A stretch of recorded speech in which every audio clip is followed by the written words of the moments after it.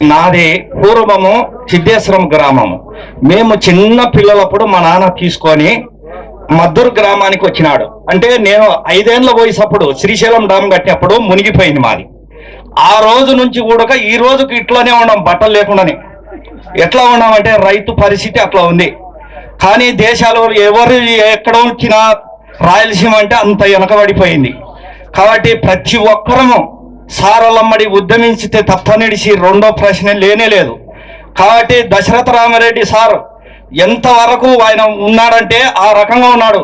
ఈ రోజు నాకు ఏమైందంటే ఒకసారి సిద్ధేశ్వరం గ్రామం నుండి మేము అక్కడ పొలం తీసుకున్నాం. అక్కడ నీటి మునకల నుంచి పోయి అక్కడ కొన్నాము ఒక పొలం, ఒక 5 ఎకరాలు. 5 ఎకరాలు కొంటే ఎస్ఆర్ఎస్వి కాలువ వచ్చి దాన్ని ముంచి ఎత్తినారు.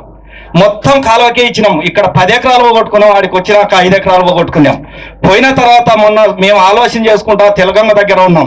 సార్ వచ్చి దశరథ రామరెడ్డి సార్, ఏం బాబు ఇక్కడ ఉన్నారు ఏడ్చుకుంటున్నారు ఏంటంటే ఒక్కటే మాట చెప్పాం, సార్ మా పరిస్థితి బాగలేదు, ఇట్లా నీళ్ళలో ముంచెత్తుతున్నారు, ఈడనేమో నీళ్ళలో పోయినాము, ఈడ పొలం ఉంటే నీళ్ళలో పోతుంది, ఎట్లా సార్ మా పరిస్థితి అంటే, బాబు నేనున్నాను, నువ్వు నా ఎమ్మడి రాండి, ఒక్కసారి రాండి అని చెప్పాడు సార్. మేము ఆయన ఎమ్మడి నడిచిన వెంటనే ఈ రోజు ఒక్కటేసారి బ్రిడ్జి రెడీ అవుతుంది. ఇప్పుడే క్షణంలో బ్రిడ్జి రెడీ అవుతుంది. అంటే ఆయన ఒక్క సలహా ఎంత పని చేసిందంటే నా లెక్కటోళ్లకు ఈ రోజు రైతు ముందుకు పోవడానికి నేను అడిగేశాం. లేకపోతే ఆత్మహత్య ఒక్కటి చేసుకునేదే తప్పదన్నట్టు ఉన్నాం మేము. ఈరోజు ఏమైందంటే భవిష్యత్తులో పిల్లల చదువుల కోసం ఎంతో కూడబెట్టుకున్న డబ్బు కూడా ఖర్చులు పెట్టి పొలం కొన్నాం. అంటే రైతు అంటే అసలు ఎట్లా ఉంది అంటే రైతును చిన్న చూపు చూస్తున్నారు ప్రతి ఒక్కరు.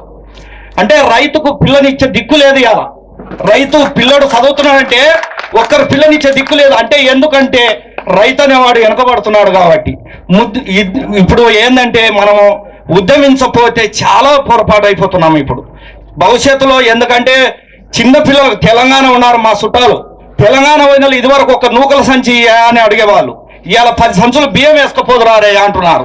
ఎందుకంటున్నారంటే వెనకబడిపోయినాం, ప్రతి ఒక్కదానికి వెనకబడిపోయినాం రాయలసీమలో.